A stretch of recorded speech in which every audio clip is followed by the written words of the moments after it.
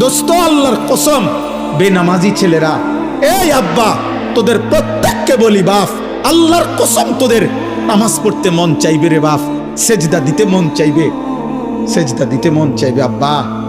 হাসরের ময়দানে হলেও সেদিন মন চাইবে খুব, যে আল্লাহ আপনি একটু সুযোগ দেন না রে মাওলা, একটা সেজদা দেই আপনারে, একটা রুকু করি মাওলা, আমার সিরিয়াল আইতে তো হয়তো দেরি আছে মাওলা, আমারে তো বিচারের জন্য হয়তো সিরিয়ালে আরো পরে ডাকবে, এই ফাঁকে আমি আপনারে একটা সেজদা দেই।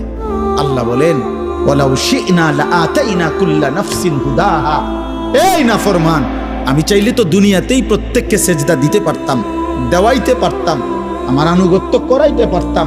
আমার জমিন, আমার আসমান, আমার সূর্য, আমার চাঁদ, আমার রাত, আমার দিন, আমার নিঃশ্বাস, আমার অক্সিজেন, আমার হার্টবিট, সবই তো আমার। আমি চাইলে পারতাম বান্দা, আমি তো বাধ্য করে আনুগত্য নিতে পারতাম, কিন্তু যদি বাধ্য করেই নিতাম তো পুরস্কার দেব কেন? তাইলে আর পুরস্কার দেব কেন? তাইলে আর জান্নাত জাহান্নামের কি দরকার? বিচার আচারের কি দরকার? আখিরাতের কি দরকার?